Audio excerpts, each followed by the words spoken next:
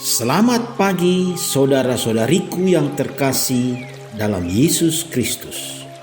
Kita berjumpa lagi dalam renungan harian Jalan Hidup Katolik, hari Sabtu tanggal 15 Januari tahun 2022, pada pekan biasa yang pertama.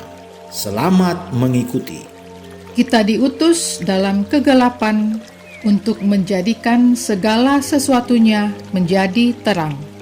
Sebagai seorang Katolik, kita perlu menyadari bahwa Yesus telah memilih kita untuk mengikuti jejaknya, menapaki jalan hidupnya.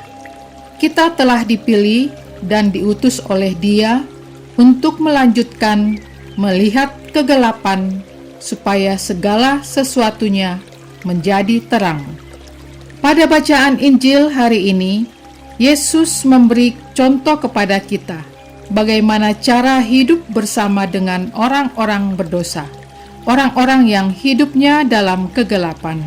Berdasarkan bacaan tersebut, marilah kita bersama-sama melihat siapa yang dimaksud orang berdosa. Seorang yang berdosa biasanya hidupnya dalam kegelapan. Apakah kita termasuk di dalam orang yang berdosa itu? Setiap kali kita mengikuti ibadah sabda atau perayaan Ekaristi, kita selalu diajak untuk mengakui dosa-dosa kita dengan mengucapkan, "Saya berdosa, saya berdosa, saya sungguh berdosa," sambil tangan kanan menepuk di dada. Kita harus menyadari bahwa kita adalah orang-orang berdosa. Meskipun Kristus telah menebus kita melalui sengsara, wafat, dan kebangkitannya, namun dosa tetap merajalela. Untuk itu dibutuhkan pengampunan terus-menerus. Saudara-saudara terkasih, kita telah dipilih dan diutus oleh Dia untuk melihat kegelapan agar segala sesuatunya menjadi terang. Bagaimana dengan kehidupan nyata yang kita hadapi di sekitar kita? Beranikah kita menjadi saksi Kristus? Atau kita biarkan terus hidup kita terbelenggu dalam dosa? Tentu saja kita ingin segera terlepas dari belenggu dosa, karena Yesus Kristus telah menebus dosa kita dengan mati di kayu salib.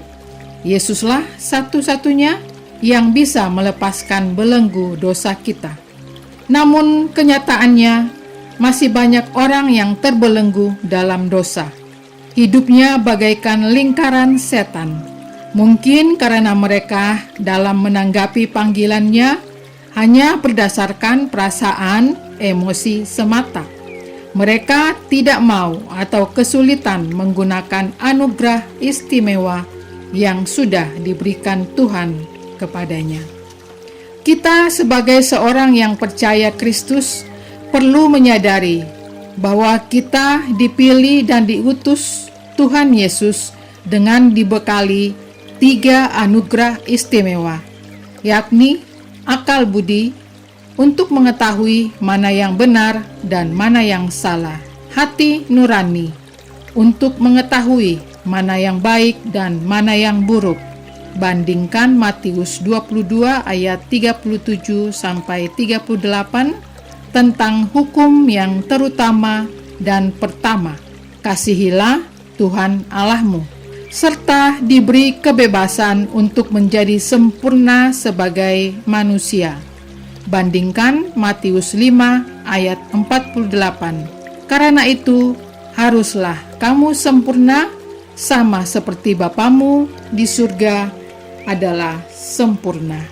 Melalui bacaan Injil hari ini, Yesus telah mengajarkan kepada kita bagaimana kita menghadapi hidup ini dalam kegelapan bersama dengan orang berdosa lainnya. Kita dipanggil dan diutus untuk memasuki kegelapan itu supaya segala sesuatunya menjadi terang. Dan yang terpenting bagi kita, semoga terang itu senantiasa tetap tinggal di dalam hati kita. Terangnya semakin bersinar serta bisa menerangi hati orang-orang di sekitar kita yang masih berada dalam kegelapan. Sudah siapkah kita? Semoga. Terima kasih. Kita baru saja mengikuti renungan harian Jalan Hidup Katolik. Semoga segala aktivitas kita hari ini mendapat bimbingan dan penyertaan Tuhan serta berkat Allah yang Maha Kuasa, dalam nama Bapa dan Putra dan Roh Kudus. Amin.